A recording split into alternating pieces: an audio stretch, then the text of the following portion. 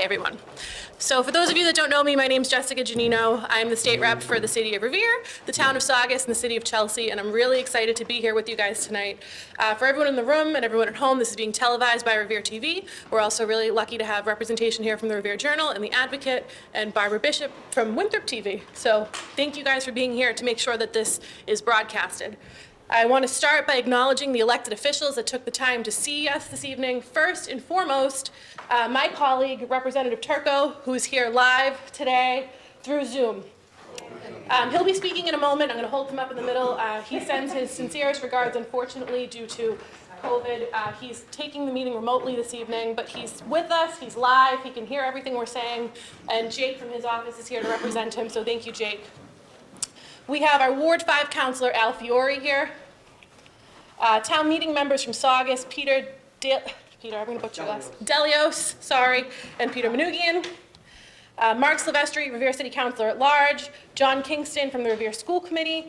And Carla's here. Where's Carla?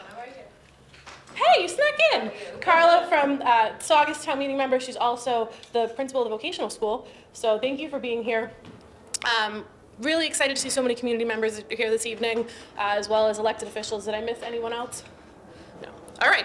So we're here tonight to talk to you a little bit about what's going on in terms of the facility and what happens life after Wheelabrator, right? So we have a speaking program, very informal, very conversational. You're going to get to hear from some local residents. You're going to get to hear from myself and Representative Turco. And we're very lucky to have people from the DEP here. So thank you guys for taking time out of your day to be here to answer questions and support our community. We have Kirsty Pesci here from Conservation Law Foundation, Cindy Lupi here from Clean Water Action, Stephanie here from the Alliance, and what's the other organization, Stephanie? Save. And Jackie Mercurio, who's a longtime Saugus community member, one of the founding members of the Alliance for Health and Environment. So we're lucky to be surrounded by so many good people tonight. At this time, I'm going to turn it over to my colleague, Rep. Turco. I'm going to turn the volume all the way up. Chris, can you hold the microphone? I have Chris from my office here as well. And I'm going to move him to the middle. Talk nice and loud, Rep. Thank you very much. Thank you everyone for coming tonight. Hopefully you can hear me. I'm sorry I can't be with you. I tested positive for COVID yesterday, and so I have to quarantine. And so my apologies for not being there. I think tonight's meeting is important. I want to thank the people at DEP for coming. I want to thank Commissioner Suberg for giving us a letter back last fall to make clear that his understanding of current law is that the landfill, once it reaches its capacity, will not be able to expand beyond that. And that led to a discussion amongst people on the call and after to say, well, let's start talking about what happens after the landfill reaches capacity. I think it's important to stress the people from DEP are not here to talk politics. They're here to give what the lay of the law is in terms of what happens when the landfill closes, what the process is, how long the monitoring is, and so they'll do their piece. But I just think in fairness to them, that's what they were invited here to do, is talk about what happens from a legal and technical standpoint once the landfill closes. So I want to thank everyone for joining us tonight, thank my colleagues in local government that are here, and thank the great advocates, particularly my pal, my new pal from Winthrop, Cindy Lupi, who's been my instructor on environmental issues since I've been sworn in. I appreciate you taking the time to bring me up to speed. Thank you very much. Awesome. I'm going to put Rep. Turco down. So Rep. Turco will have the camera on, the sound is on, he can hear everything, he can see everything. He's just as much here as if he would be in person. I also wanted to take a moment to acknowledge Senator Markey's office for being here, and Liam and Katie from Senator Markey's office. So it's really exciting that we not only have local officials, we have state officials, and we have federal officials. So this is all the people that we need to be here to listen and to start this conversation. So at this time, I'm going to hand over the Revere TV microphone to a community advocate who really was one of the first people to bring me up to speed on these issues. Her backyard is absolutely beautiful, but right in the middle of it is the incinerator that we're here to talk about today, and that is Loretta LaCentra. So give Loretta a warm welcome. And I'll put this here. The mic does not broadcast volume, but it helps so that the viewers at home can hear us. So you can hold it, you can walk around, make yourself comfortable. Okay, perfect. Thank you, everyone, for coming tonight. I so appreciate it. I hope tonight's presentation and the question and answer forum will give everyone an opportunity to understand the importance of the closure plan and what it will look like in the near future. Just a little background for me. For the past 38 years, I've lived in the neighborhood, which we know is less than a half mile from the incinerator and the ash landfill. We've been told on multiple occasions that the landfill would be closing. Initially in 1996, it was scheduled to close because it posed a danger to people's health and the environment. So here we are, fast forward 26 years later, and we're still trying to understand why this landfill remains open. With the landfill approaching a point where it will be at its full height of 5 stories high within the next few years, we're once again being promised a closure date. Although a little skeptical, I am pleased that Mass DEP has stated that they will not support any further expansion of the ash landfill. So the final closure will be a relief to me and, of course, all of my neighbors who live in this area. We've experienced odors from the landfill, as well as hazardous ash that blows over from the landfill and settles on our homes and on our cars. I have to wonder how it impacts our health and the high cancer rates that we continue to see in our neighborhoods. I wonder if it's safe to plant my garden every summer, since the soil potentially could contain what's in the ash, which is mercury, lead, dioxin, cadmium, and other chemicals, and that concerns me. I wonder if the people who fish in the Pines River over here know that their catch may be contaminated by the leachate that may be escaping from the landfill. The higher tides and the frequent flooding that we also see could potentially breach that landfill, causing an environmental disaster that cannot be contained. As an environmental justice community here, we've had enough. And so, for these reasons, it is imperative that we start planning now for the landfill closure. Tonight's meeting will help us further that goal, and I want to thank everyone for being a part of this effort, and your presence here tonight is so appreciated. Thank you so much.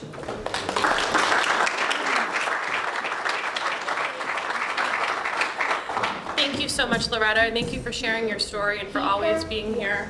I also want to take a moment to acknowledge Kim Hanton, who's here from Brian Arrigo's office, our mayor of the city of Revere.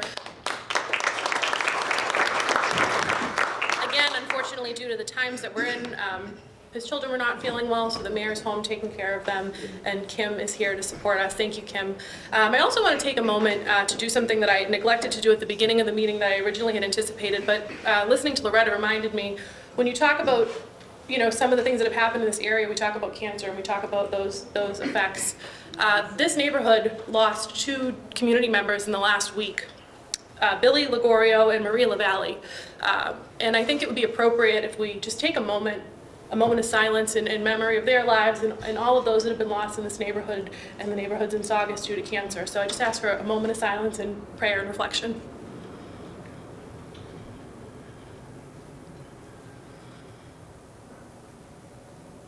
Thank you. On that note, I would like to next hand it over to someone that's been working on this issue for a very, very long time, longer than I've been your state representative. And I met originally, you know, on the Alliance for Health and Environment, working in Revere and Saugus, and that's Kirsty Pesci. Kirsty is with the Conservation Law Foundation. She's an incredible advocate. I don't think there's anyone in the world that knows as much about incinerators or this process than Kirsty, so thank you for taking the time to be here today, and hand it over to you. Thank you so much for having having me today. So I'm going to go through very quickly the legal history as I understand it. So Conservation Law Foundation is a nonprofit organization. We work to protect people's homes and their health all through New England. That's what we do.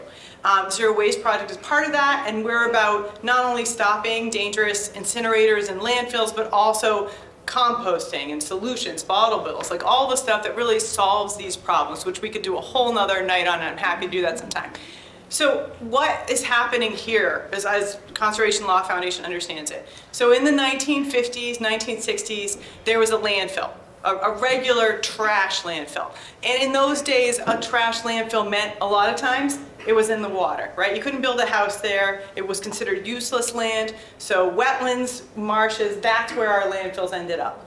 And what they did, they dug a hole, like it's simple as that. There was no big liner system. There was no compaction of clay. They dug a hole. Now, it happened to be clay there because it was a marsh, but Rumney Marsh has never been constructed or modified in any way to make this contain that waste. So you got about 20 or 30 feet on the 140 acres entirely, you've got about 20, 30 feet of municipal solid waste, meaning regular trash, could be construction and demolition material. You got trash there in a layer, uneven layers across.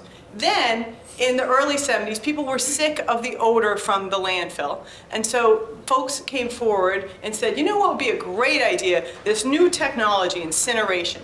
We'll burn it, we'll make a little energy, the waste goes poof, right? Now nothing goes poof, there is no way. So what really happened is they burned it, and you're emitting the chemicals and toxins and toxics and heavy metals into the air, and then you're creating ash. So for every 4 tons of trash, you end up with a ton of ash. And that ash has to go somewhere. They put it on top of the municipal solid waste, the regular trash. And they made the ash mountain you see now, okay? In the late 80s, it was no longer legal to just have an ash mountain in the middle of a marsh. That was no longer legal. And this area, the Rumney Marsh, had been declared an area of critical environmental concern, meaning it's really near people, it's really important for the ecological system here, meaning all the fish, all the eggs from the fish, all that starts in the marsh, right? All the ocean systems start in a marsh. So marshes, we now know, are really important. You're no longer allowed to build. You can't even build a porch on the ACEC, the Area of Critical Environmental Concern. Like, it's really restricted now. So, and a landfill is no longer allowed there, and it's not allowed to expand there. So in 1989, there was what's called a consent order. A consent order, when you get one from an agency in Massachusetts or any state, means you screwed up. You've gone too far, it's not a good situation. The consent order said, this is closing December 1996. This landfill is done. They put a wall around it. They kind of figured out where the edges of the landfill were. Still not really clear, but figured out where the edges were, put a slurry wall around it. They never built a liner or dug in. They just put a slurry wall around it. And they started measuring whether there was water higher inside the landfill or outside the landfill to determine if the flow was going out or the flow was going in with what they call basometers. That's the monitoring that's in place. Because that's all they were doing, they were not putting groundwater monitoring wells around the landfill, as any other landfill in the state would be required to have. They were not putting a liner system on top of it. Because they weren't doing any of that, they were required to close it in 1996.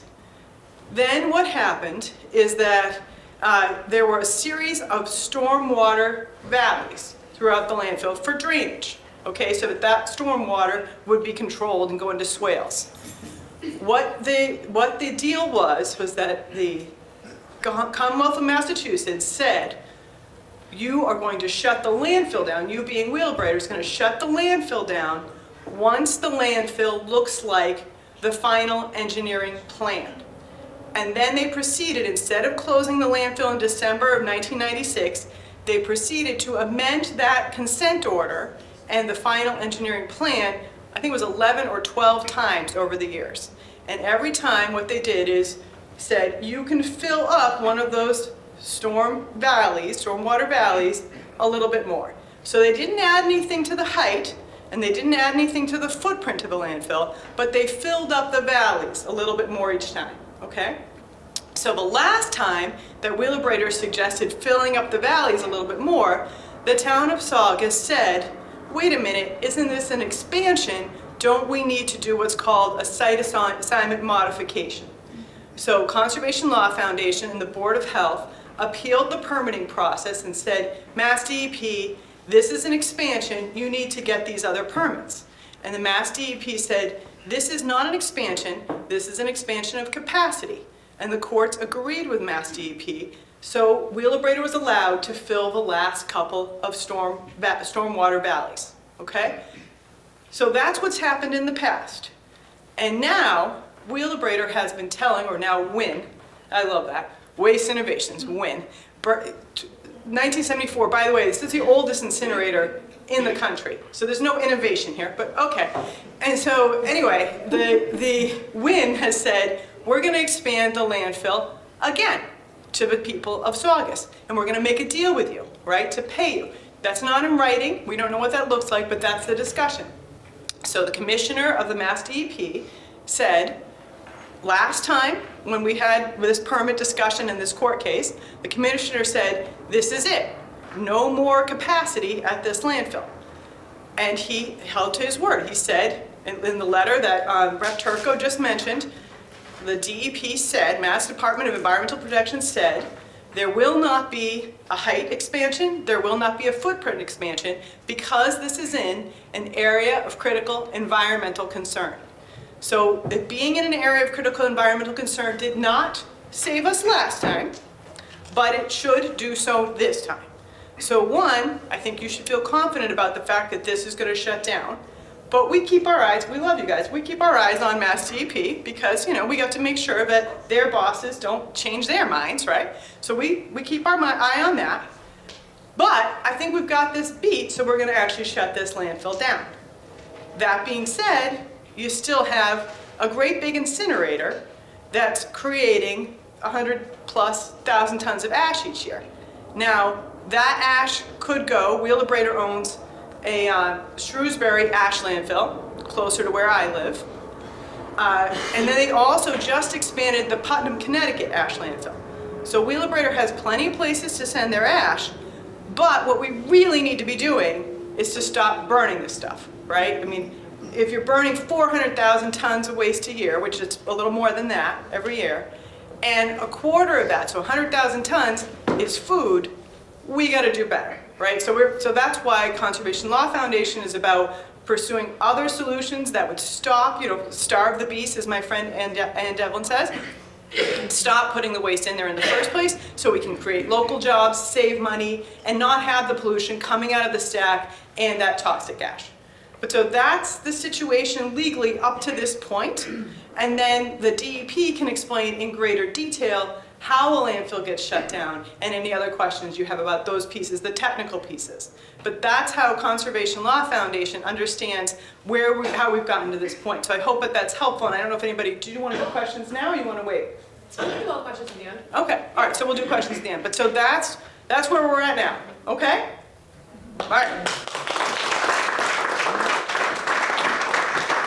Thank you so much, Kirsty. I told you guys she's a wealth of knowledge when it comes to this. She's my point person regarding incineration, you know, not only for the state of Massachusetts, but she's researched this all over the country and how it works and what's happening in different places. But what makes ours so unique, as she mentioned, this is the oldest incinerator in the United States, not in Massachusetts, in the entire country. And it's also the only unlined ash landfill in the entire country that is in an area of critical environmental concern, which is that beautiful marsh that as soon as the sun goes down, we can open that window so you can see it, but there's really bad glare right now. But it's really quite a shame, right? So thank you for that, Kirsty. Yeah. Excited to introduce our next community member, who I mentioned earlier tonight, and that's Jackie Mercurio. So Jackie is a lifelong Saugus resident. Yes, she's unbelievable. She's one of the founding members of the Committee for the Health and Alliance, which is a Saugus and Revere community group, but she also has a very unique position on the board in Saugus on the Wheelabrator subcommittee. So Jackie's here to share a little bit about what's going on from that perspective with the city of Revere and people that are here from Winthrop and Saugus. So I'm gonna hand it over to Jackie. Thank you. Good evening, everybody. Like Jessica said, I am a lifelong Saugus resident. Like Loretta, I have spent over 40 years living less than a mile away from the landfill and incinerator. And not only have I lived there, but my entire family settled there in that area over 100 years ago. So they have survived the DiMatteo dump, Resco, Wheelabrator, Wynn.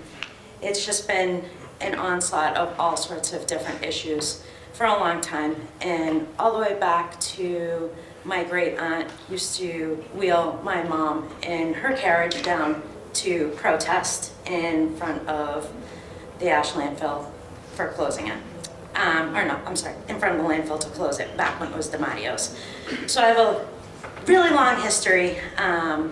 Unfortunately, that links my family and their health, unfortunately, to this site. So I try to stay as active in Saugus as I can with it.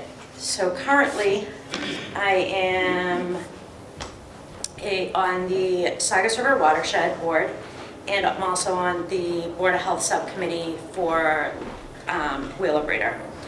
I think that this subcommittee has been working with Wheelabrator for the past year to try to basically form a host community agreement.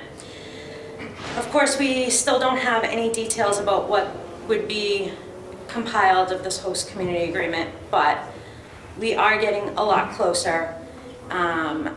The first meeting that we should be hearing some information on the host community agreement is April 14th at 7 o'clock at Saugus Town Hall. I suggest that you try to attend. I think it's going to be a lot of just information and marketing from Win Waste and trying to figure out where they can go with the town of Saugus and putting together a deal. And I'm sure that part of it includes some sort of ash landfill, maybe expansion, things like that. But I don't really have too many details of what the agenda will be like until it gets closer. But we're always happy to send out emails and post on Facebook pages and kind of get as much info out as possible regarding the agenda before we get there. And other than that, I would just please ask everyone to attend if they can to that meeting, because you're going to have an opportunity to use your voice and say what you're looking for. One of the things that I've been looking for is that if we do somehow go into a host community agreement, I really would like some more studies to be done, particularly health, water, and air quality monitoring. And we need to get those things in place, the finances in place, and along with what happens after those studies are done. I would really not like to see what happened with the last public health study happen, which is there were some elevated cancer issues in our area, and it just got dropped to the floor and no one ever followed up, did any more research. It just was kind of a, all right, move on. So I think it's our chance to voice that we really would like to see some more action. Other than that, that's it.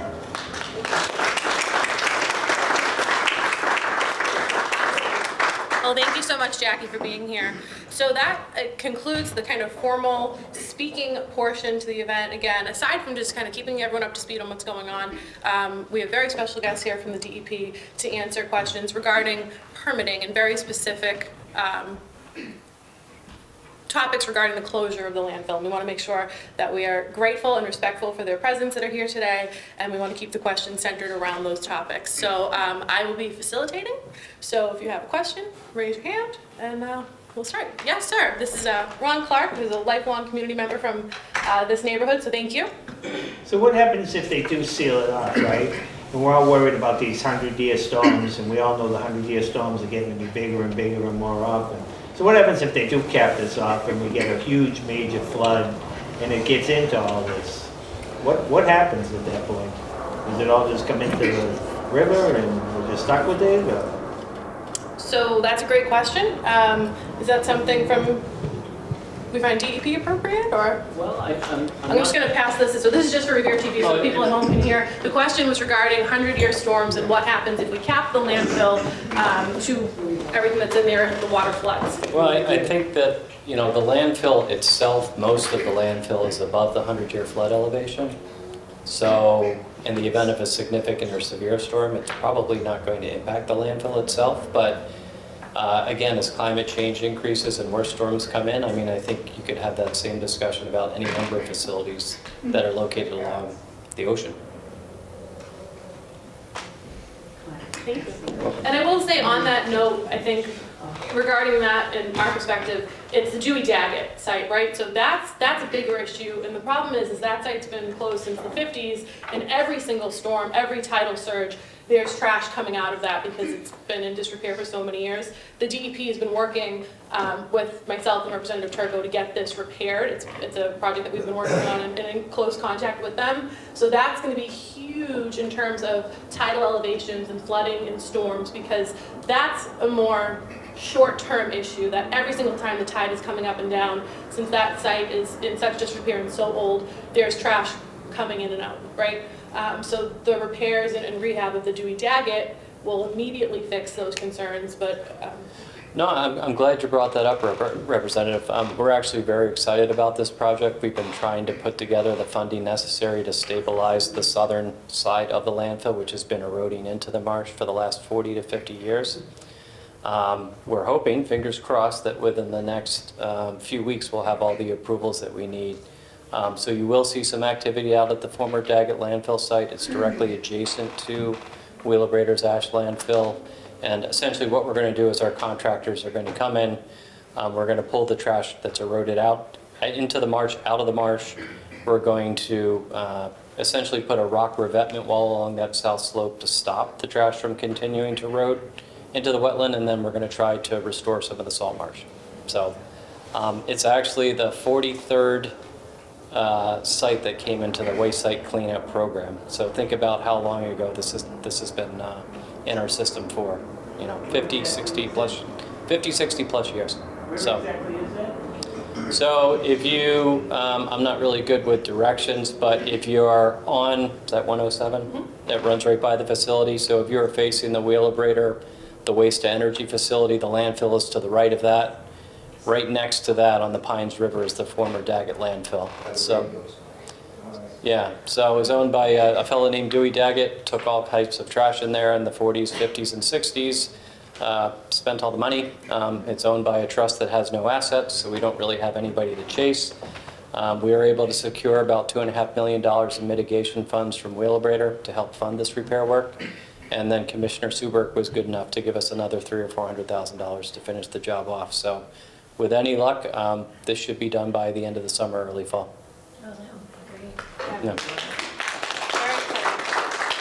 while you're here, would you like to introduce yourself and your team that's here Yeah, from DEP? So I'm sorry, I should have done No, that. that's My okay. apologies. So I'm Eric Worrell, I'm the Regional Director of Mass DEP's Northeast Region. With me today is Mark Fairbrother, who is the Solid Waste Section Chief, and Courtney Rainey, who is our Legislative Director and works in the Commissioner's Office. And I believe a former DEP alum, Joe Durand, is over there in the corner too. So hi, Joe. Saugus resident. Saugus resident, yeah.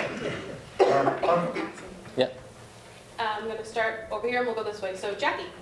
Can I ask a follow-up question to the Daggett project? Sure. The material that you're pulling out of the area, does that get tested or anything as you're pulling it out? What's going to happen with, that material? Yeah, so again, this is probably maybe a little more history than you want. So previously, we had secured another $589,000 in funding out from Wheelabrator to do assessment under 21E, come up with a cleanup plan for how we would address this problem. And that included extensive sampling of sediments, the water column itself, as well as groundwater. And essentially what all that confirmed is it's trash. It's just trash. So that's what we're pulling back. We're reconsolidating into the landfill, and then we're armoring the slope so it doesn't continue to erode. So none of that stuff that you're pulling is the contaminated debris? No, it's just solid waste. Yeah. Cindy, were you, or was it you? Yeah, I had a quick question, and again, thank you so much. members of the DEP and local officials for being here and having this community conversation. It is so helpful because there's a lot of misinformation out there. So really appreciate hearing from the people in charge of regulating the facility where things are at. So my question is, and I think it's one that's on a lot of our minds, is we know there isn't a date certain when that facility will close. It really has to do with when it reaches capacity. And we know that it's on the road to reaching that capacity. So as we get closer, what are the steps that we as a community can take on with foresight and forethought that would help prepare for next steps? Are there plans? What are the steps involved in closure when we get there? Because I think we all want to have a really thorough and transparent conversation about that, and also really think about the town of Saugus and what its needs are, and the workers at the facility and what its needs are. We need to think about this holistically as a community, and as much information as you can share with us about what our state regulations require when it comes to the kind of closure steps that are called for by our state laws, that would be really helpful. Sure. Well, so a couple of things, and I think many of you are already aware of this, but on an annual basis, Wheelabrator is required to provide an update to DEP on the estimated remaining capacity at the landfill itself. And I think from November of 21, the most recent estimate is 3.6 to 4 years. So that would take us, to the end of 2025. The final engineering plan, the closure plan, has already been approved by the department, so that's already in place. So once they reach that 50-foot height elevation across the entire landfill, then they're required to cap and close it. And when you say cap and close, what kind of steps are involved with that would give neighbors like Loretta, some comfort knowing that the pollution will be responsibly contained? Yeah, so there are a couple of ways that you can cap a landfill. One is with a clay liner, another is a geomembrane, which is pretty much what everybody uses these days because it's much easier to work with. So it's a very heavy, thick polyethylene duty liner that once you shape and grade the landfill to the final contours, that goes down, then you have your drainage layer on top of that, then you loam and seed on top of that. And that essentially, once you achieve that, then that puts you into what's known as post-closure. And you have to have a post-closure operation and maintenance plan as well, which requires ensuring that the cap is maintained, that you're not having erosion or any other types of issues on top of the landfill. And then there's still required post-closure monitoring. For planning purposes, it's about 30 years. Great, thank you. Thank you. Sure. Cindy? Peter Minukin? Thank you, Eric and staff, for being here this evening. And thank you, Representative Turco, for your work, as well as Representative Giannino. We really get great support. One of your predecessors, Thomas McLaughlin, once told Saugus at a similar meeting that the ash was not being dumped there. It was being stored for future use and future testing. I'm happy to see that the DEP is now, and Commissioner Suberg is recognizing that the end is near. This is saying this time of year, hope springs eternal. And there's hope in this room that this time it's really going to happen. But I also know that from a Wheelabrator perspective, a WIN perspective, hope springs eternal for them. And my question is, what is it that, they keep sprinkling money around in the community, they keep trying to, having this task force that both both Peter and Jackie are on that. And the 5 town meeting members have sent a letter to Commissioner Suberg saying we support his reading of the law. But what is it that Wheelabrator, as someone said to me, a Vietnam veteran, says, in a host agreement, what does the town have to give them? What is it that would have to happen for Wheelabrator to get an extension or an exemption from the ACEC? Would it be a regulation change? Would it be a change in law? What is it that they possibly could hope for that would allow them to go to 60 feet or 70 feet? I mean, right now, it seems pretty clear that the end is near, that the ACEC cannot be compromised, but laws change, regulations change. I'm just curious, what is it that, what would it take for Wheelabrator to be able to do that in spite of these regulations and the ACEC? Yeah, well, again, I'm not sure I really could speculate on that. What I can tell you is that under current law and current regulation, that a vertical expansion would require a new site suitability report from the department and a site assignment from the local board of health. And again, under current regulations, expansions in ACECs are expressly prohibited. So, I will thank you again for that. It's my understanding is congruent with what you're saying. So I guess all of us have to be vigilant that when there are advocates in Saugus, more ash for cash. And it's not going to do anything for Winthrop, it's not going to do anything for Revere, it's not going to do anything for Lynn. What we've got to make sure of is when those advocates in Saugus come out and want to change the law, that we have to stand in opposition to it. And I know they have a lot of influence at various state levels, but Commissioner Sulberg is, the guy's aces in my book. He's the best I've seen. And so, but thank you again for coming out and answering our question. Look forward to seeing you in Saugus too. You're welcome. Thank you.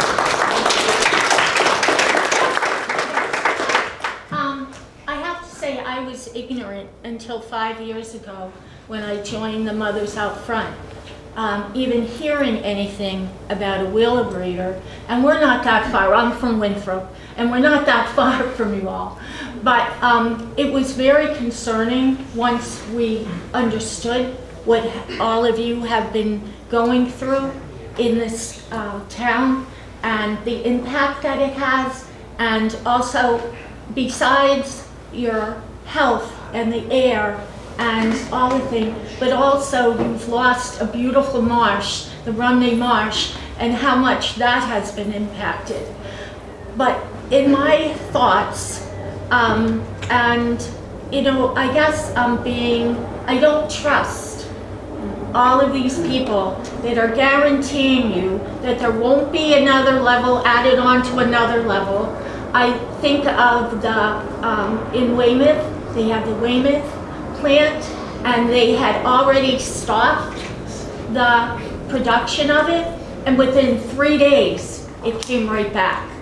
And also we have now the Peabody Peaker plant in Peabody. So now it seems that instead of the people that are involved with all of the plants and the Wheelabrator, they pretend that they're going to do what they're going to do, but it never seems that they follow through with it. So then here we are, all working together, and though we may not feel it the way that Saugus does, or Weymouth, or Peabody, we still are behind all of you in Saugus for the things that are going on and affecting you. And I know the people from Winthrop right now will be with you, and we'll all attend the meeting on April 14th, is it?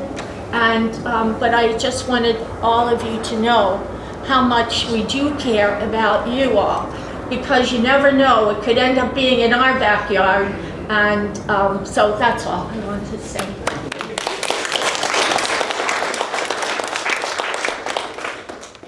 Do Jake, then Sarah, then Angela. Thanks for coming, Eric. I appreciate you taking the time. I was just wondering, you had touched on it before about the closure process, if you could just flesh that out a little bit more. So let's say, it's July 2025, the plant closes, what happens next? And then also if you could go into the post-closure process just a little bit too. okay, so I might need a little help from you here, Mark, but so once they reach the final grades at the landfill, then they would have to start the closure and the capping process at the landfill. So again, as I mentioned, once they get to those final contours, they'll put a geomembrane liner down and then on top of that, they'll put a drainage layer, then they'll loam and seed that on top of that. That kicks them into the post-closure operation and maintenance of the landfill, which again, for planning purposes is 30 years. For reality purposes, it's really forever. And so they would be required to make sure that they continually mow and maintain the landfill itself, watch out for things like vectors, do all the required post-closure monitoring at the monitoring network. All that is what's involved with doing that. So is that the level of detail Yeah, you're looking no, for? that definitely gets to it more. Sure. Yeah, thank you. Yeah. Sir? I have a question, but I'd like to make a comment first. I've lived in Saugus for nearly 87 years. I can't begin to tell you how many of these meetings I have been going to since 1992. And nothing happens. Yeah. Everybody knows this, knows the history, knows this, knows that, what they're supposed to do, but nothing happens. Now, the question that I have is, and I've heard them talk about what comes out of the stack and what's going into the water. Has anybody tested the water to see if what is leaching out of there? I hear talk. I have never heard any person ever say that we have tested the water and definitely there is hazardous stuff in that water. I've never heard anybody testing that water. I don't even know about the stack. And that's my question. Have they tested the water? They keep saying the stuff leaches out through the bottom because it's clay, which Wheelabrator says, no, it doesn't. The stuff is just thick and it doesn't leach out. Why don't they test the water and find out? Well, again, I'm not sure exactly what water it is that you're referring to, sir, but essentially because the trash predated Wheelabrator when DiMatteo operated it, there was no way to pull all that trash out. So there is a clay layer underneath that landfill, which serves as an impermeable layer. And essentially what they did, recognizing that there wasn't really any way to pull all that refuse out, and I think Kirsty touched on this a little bit, they created a slurry wall around there. So essentially what's happening is they're maintaining a much higher pressure gradient outside of that slurry wall than inside the landfill. So that way, there's nothing that can leach out of landfill. That's just simple physics because you have an inward pressure gradient. No, sir, it's not. It's not. No, it is not. It's not, wait a second though. The clay is permeable. It's not as permeable as soil or gravel, but clay is permeable. It just takes a certain number of years. And it's been there since the 50s. So again, there hasn't been testing around there for the water. I think there should be testing. I do too. Yeah, and I think that makes sense. But again, 25, 30 years. but again, I think that's totally fair. The problem, unfortunately, is that a marsh system is so complicated because you've got 3 rivers and the ocean and a marsh. So even figuring out where the testing should be, what happens, unfortunately, is that you've got the Dewey Daggett landfill right there. You've got an incinerator spewing from the stack, and then you've got the ash landfill with old trash underneath it. Who's responsible? And so that's why I think it's very difficult to do the testing and very expensive, but I think it's still important. And you have solid waste outside of the landfill proper. Yeah, so the landfill, that wall is, and solid waste coming out of the Dewey Daggett. So I'm not saying that, it's a very complicated site, but I think it makes sense to test the air, put air monitors around it, and to try and figure out water testing, definitely. But also, I think test the people who live around it. Like, it's as simple as that too. So again, none of this is, what would happen is then you'd get in a fight as to who caused what pollution. I don't want to make it seem simpler than it is. What we do know is that then the landfill should close.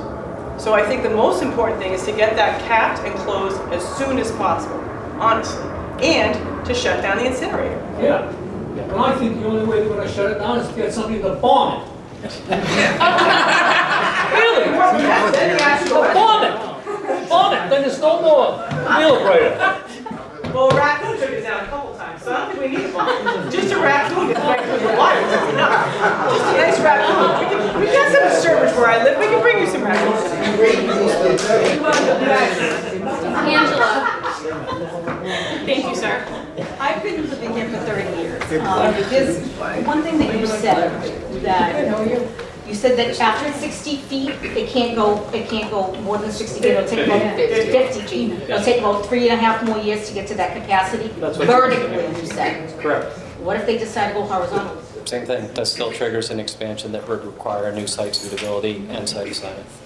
Okay. Still prohibited. And Jessica, you touched upon 2 people that passed away. Do you know how many people in the Point of Pines have passed away because of cancer, due to cancer? How do we know that it's not because of this pollution?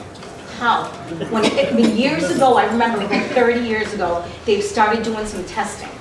And all of a sudden, those numbers disappeared. We never heard about it again.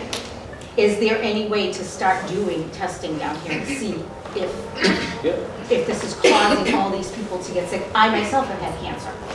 So I'm worried, like, is this what's causing all these illnesses in the Plain Pines, and what can we do to try to make it stop and definitely close it this time instead of listening to it being closed for so many years and nothing being done about it? You know, and I understand what he's saying, bomb it, but it's just, it's got to close. It has to close. We can't live like this anymore.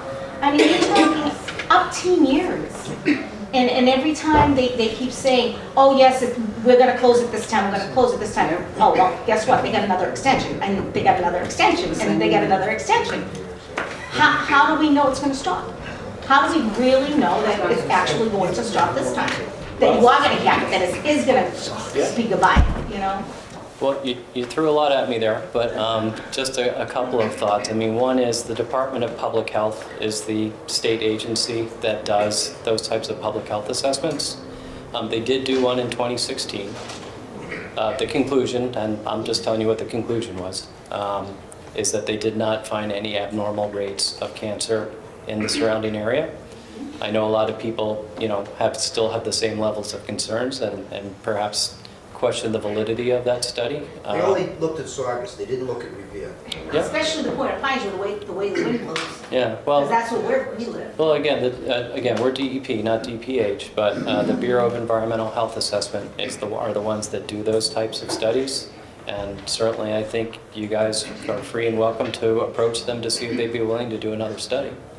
And Angela, I'll add on that. I could walk down every street in this neighborhood with you appointed houses, and we could go down, and if we walked through here, through Ward 4, that abuts the marsh that way, where Jackie lives in her family in Precinct 10, and every other house on the street has someone that has breast cancer, lung cancer, prostate cancer, a different form of cancer. The problem that we have in this community is Wheelabrator's definitely the #1 offender. We have the traffic from Logan Airport and the planes that sit over your homes over here. We have the traffic that comes over the Tobin Bridge on the other side of Revere. We have GE down the road. So there are a ton of different environmental polluters in this community that make it that much worse for us. And that's why we face the difficulties that we do with respiratory illnesses, with cancers. I mean, if you look at the pandemic, it affected people, environmental justice communities, because there's a respiratory virus. Yes. In communities like this that are breathing in air and pollution constantly, right? So something that I am excited about is we did get some purple air monitors. So I know that that's one way, you know, we get the water and the air are the two main things we get to test, right? So these purple air monitors, with the help of Senator Markey, are going to be in the town of Saugus. We already have some in Revere, that we can start to measure the levels of what's in the air, you know, dioxin and all the different toxins. Yeah. Can you get closer to us? So we're definitely working on that. So right now, they're in the Beachmont area because of the airport, and there are some that we just got for Saugus and Precincts 3 and 10 over here that abut the marsh. So we're working on getting more testing in this area, specifically for air, but there's no doubt that air and water both need to be monitored. And I'm not going to put DEP on the spot about that because, again, health versus environment, but yes. Yeah? Yes, Ron? All right, quick question. First, a quick comment. You know, down on the boats here, we had it tested, and I never really got a good answer, and some of it was debating whether it was the airplanes or Wheelabrator, but we definitely get the black ash all over the boats. There's no question it's all over there. You know, that's just a comment. I never heard which one it was coming from. But recently, you know, not long ago, you had posted something about some of the closings that you were more, you know, you and Jeff were working towards and making some progress. Then shortly thereafter, and I was trying to look it up, there was another article that came out of either the Daily Item or Newsbreak or one of them about a appeal that Resco won. Do you know what I'm talking about? Yeah, I think and again, it gets in the weeds pretty quickly, but as I said, Conservation Law Foundation and the Board of Health of the town of Saugus appealed the permit that Mass DEP granted to fill those last 2 stormwater valleys, right? And we lost at Superior Court. The Board of Health appealed again and lost again. So that's the old expansion for the stormwater valleys. And again, now, once those are filled, that DEP qualified that as expansion capacity. Conservation Law Foundation argued that it's still an expansion, even if it was in the valleys, but the state's position was, no, that's not past the height, and that's not past the footprint, so that's not expansion, that's expansion capacity. So it's one of these, we lawyers can argue everything to death, right? So that's what happened there. And so as a result, the permit that the DEP granted to allow those last two valleys to be filled was granted, and that's the appeal that you read about. This letter from Commissioner Suberg and Mass DEP saying we're not going to allow a height expansion or a footprint expansion is a straight up expansion. DEP, Conservation Law Foundation, everyone agrees except for perhaps Wheelabrator, because Wheelabrator is still acting like they're going to expand it. And that actually would be my question is there anything else that we can do? Because my concern is that Wheelabrator Wynn is telling the people of Saugus, we're going to make a deal with you, when there's not an expansion for the landfill to happen, so what's the deal? And I think it's putting the state government and the town government in a pretty pickle, honestly. So I don't know if there's anything else that can be done to clarify that, because, that's kind of the crux of the matter to me.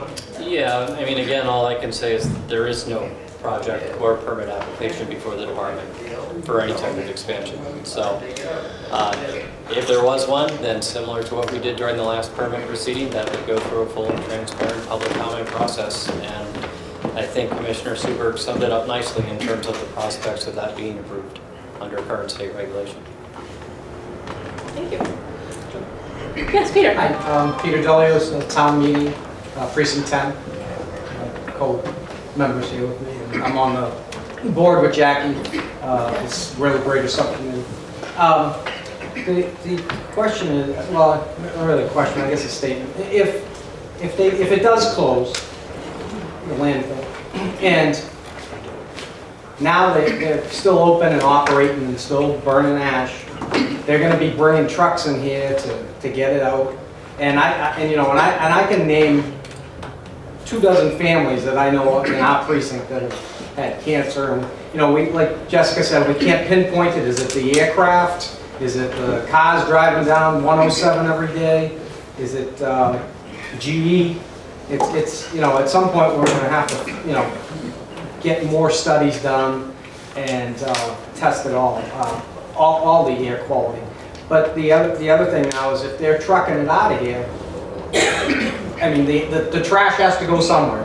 There's 9, I believe, Jackie, was it 9 communities that burn ash there, and they're still going to want to burn it and move it somewhere. So we'll have that impact on 107 and in the area. So it's just I'm just making a statement. I mean it's that's something that's going to also have to be considered too. Right. They said they could take it out by rail. The vice president said that was an option for them to take it out by rail. It's Jiraj Gosneen is his name. It's in writing to the Board of Selectmen. Don't bring it in the first place. How long ago was that? About 5 years ago. Jiraj Gosneen, you must know the name. Corporate vice president, yeah. But it's interesting. There's a guy that he's changed the name of your committee. His name is Jim Conley. He calls it the Landfill Committee now. It's no longer a Winkins. It's a Landfill Committee. And the Landfill Committee, it's funny. Shrewsbury, that's great. The ash is trucked from Millbury to Shrewsbury, and it's my understanding that the Shrewsbury contingent of Polito and your former boss at the environmental EOEA and all that, they had no problem with it. I mean, we as Saugonians should not buy into the argument that, geez, you're going to have this ash coming down the street. Seal the truck. There's ways to transport it. That should not be an argument that's used to keep the ash in Saugus and affecting this area. Well, they said one truck. Jackie and I, we went to the site, they said one truck one truck is 1 million tons of trash that's burned to the ash. So one of their dump trucks is 1 million tons of trash. One full dump truck of One ash. full dump truck. They don't burn 1 million tons of trash. We're 1,500 tons a day, Yeah. and they have 300 tons of ash a day. That's not true. So Yeah, no, probably about, that'd be a pretty That's good not truck. true. No, that's not true. Yeah, the whole facility burns, is it 426 a year? Yeah. 400, yeah. Yeah, see, I like it, Mike, got someone else who knows the And numbers. most than I trucks know. only hold Yeah, about 15 or 20 for a year, yards. yeah, for So- a year, for a year, they burn 400, a little over 400,000 tons a year, so. Eric, I learned a piece of information from you that Peter might be interested in too. When we met last time, you talked about that there was already a trucking map in place, right? Something you had said, there was already a map for The staging trucking. and transfer from the site had already been an approved activity for Wheelabrator. Yeah. Like a future plan. A future Just so we're on In the the, same. right, in the event that that's. In the event In the that event that right. they truck out ash, Yep. that actual traffic plan is created and there's a route already, I think, on a map. I don't know about the route necessarily. I'd have to think about how far we got down that road when we approved that, or if that was to be worked out locally. I mean, there's certainly a staging area on the site itself to get everything loaded up the truck out, but I'm not sure whether the actual, I mean, there's only so many ways to get out there, right? So, Yep. yeah. I'm sure that Peter don't want it going through the backyards. Yeah. They'll be at that meeting. I mean, again, we're just, so everyone's clear, we're happy to share any information that we have with anyone who's interested in it. So whatever you would like, if we have it, we will give it to you. And just go with one more. Sure. The elephant of the roof. If they don't do it over there, where is it going? The trash. The trash? So, I mean, there's a few different concerns with answering that question, and I'll start and then I'll hand it off to the team. First and foremost is a bigger picture conversation about reusing, recycling, and reducing. As a community, you know, we need to focus on programs that are better, right? Revere does not have a composting program for a number of reasons. People are concerned about rodents. People have very valid concerns, and that's why there's not one in place yet, because that hasn't been worked out. We need a composting program. If we're gonna, you know, limit our trash use, that's a huge first step. Another big step is, you know, a recycling program. There is so much misinformation regarding what you can recycle, and I spoke to a school about this recently. If people put one thing that doesn't belong in their recycling, it contaminates a whole load of recycling and it gets dumped right into the incinerator, whether you went through it or not. So educating people on proper recycling. So there are a number of different, you know, zero waste initiatives that we can talk about and really encourage in our communities that limit the amount of waste. Is there still going to be trash? Yes. You know, in my lifetime, will trash ever completely disappear? No. But can we get better? Yes. And I think that that's going to be a conversation we'll have further down the line about, you know, well, what do we do with that trash that's left? But how much can we reduce? I know, Kirsty, you're the numbers person. What percent is food waste? Isn't it like 40%? So food waste is about, it depends, but it's somewhere between 22 and 33%, depending on whether you've got the yard waste in there or what you're looking at. Cardboard and paper are another 25% or so, and that's all about recycling, you know? And so, but remember, it's not about what individuals do or even one city or town does, it's about a system. And there's a lot of lying right now about what's recycled. You know, plastic is really only recyclable a few times at best. Most of it's not recyclable at all. We gotta be real about that. Glass is recyclable forever and you can refill it. So we gotta start having refill systems. Like, you know, there's big system changes that we all need. So everyone's gonna vote, everyone's gonna talk to their rep and say, you know, we need these big systems. But more than that, why should the waste be here, is my question. Right? Like, there's nobody in Wellesley right now having this conversation, people, okay? And there's nobody in Weston having this conversation. And that's not okay, right? So that's what I would say. If people will not put up with it anymore, then the state will find answers, because there are answers to all of these problems that will create local jobs and save all of us money. You know, just the waste companies that'll lose out. there was a conversation about Weston, Billy Bulger, when he was the president of the Senate. South Bay was going to have an incinerator. Mayor Flynn and Governor Dukakis partner to do that. And Billy Boucher killed it. He said, I'll have an answer for you. And they waited, the news cycle waited 48 hours for Billy Boucher's answer. And his answer was Weston. And he made a brilliant point that way, saying, and I know we have environmental justice people here, that you can't keep dumping on these poor communities to favor the quality of life in these other, my lungs should not subsidize Weston and Marblehead and all these other places.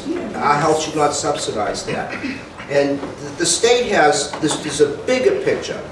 The state has a zero carbon plan for 2050 and to phase out, this thing is the mother of all carbons over there for what's being produced. So what we're talking about here is completely consistent with the state's goal of being carbon neutral, completely consistent with environmental justice. You know, Frank Sinatra's song, if you could do it here, you could do it anywhere, New York. Well, if they can have slumber walls and Saugus and it works, show me that you could do it elsewhere. Can you do it in Agawam? Can you do it in Millbury? Can you do it in Shrewsbury? No, you can't. Only Saugus has got this carve-out for this unique system. The oldest incinerator, bioaccumulation, a stressed population. It checks all the boxes. And I'm sure Commissioner Suberg recognized that when he wrote that letter, as did Jessica and Rep. Turco. So I think hope springs eternal for us tonight, that I think this is going to end when it's supposed to this time. Thank you, Peter. Thank you. Cindy? Thank you. So I think we're getting kind of close to wrapping up. And I wanted to just bounce off Peter's statement about hope, because there's a couple things that all of us can do together, I think, to build hope for the community. One is really think about some of the zero waste solutions. I wanted to report that Winthrop already has over 100 folks who are getting their compost picked up from Black Earth Compost. And there are ways to move this forward. It's really exciting. We'd like to see systems like this move statewide. I don't know, who here can see out the window and see that windmill that, on the Linway? Can everybody see that? Okay. 20 or so years ago, people in Salem and in Fall River were looking at coal plants and asking, why can't we have a windmill here instead? Why do we have to have these smokestacks that are leaching and emitting things that make us sick? It's the exact same situation here. What we want to see is more zero waste strategies, statewide, systemic. And the way that DEP has really embraced clean energy, we can do that with zero waste. So for people here who are interested, raise your hand, write down your name on the sign-in list. We want to work on those alternatives so that the question isn't where does the waste go, but how can we change so that no community has to bear that burden in their backyard? That's one thing. And the other thing I wanted to say is that there are too many of us who have cancer, who have illness, who've died before we need to. A big part of why this is so emotional is that this is about people we love and care about who are no longer with us. So it's going to take a while for that facility to close. In the meantime, we can also work on fighting the toxicity of the trash that goes there. So for people who want to cut down on carcinogens in our life, there are also bills that we all are working on that would phase out chemicals like PFAS in everyday products so that what we send there is also less toxic, so there's less pollution, even in the intervening time before that facility closes. So there's lots of follow-up that we can do together, and I would love to have this community and Kirsty and all of us have that follow-up on talking about zero waste, what we can do to move that forward, and some of the action steps we can take to get toxins out of our daily life systemically and holistically. So I hope you all, show of hands, shout out, put your fist up, who is ready to fight cancer at that level?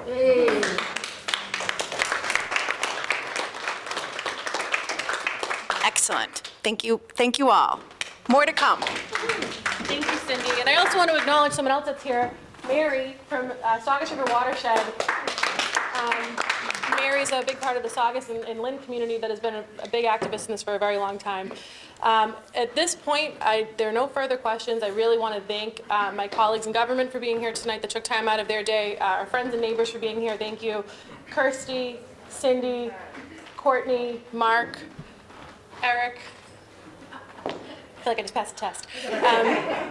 Everyone here. Do you think that if everybody in this room marched in together as a group to the DEP, you think it would do any good? Well, the DEP's here, and they're working with us, and we're having a great productive conversation, so I feel really positive. But I think that you get more flies with honey than you do with vinegar, sir, and I think we have a lot of honey in this room. So I'm really grateful for everyone for being here tonight. Thank you so much. I hope you have a wonderful evening. Stay safe. And again, if you have any questions, please reach out to us. If you follow the Alliance for Health and Environment on Facebook, we'll post updated meetings as well as myself and Rep. Turco's Facebook pages. But thank you.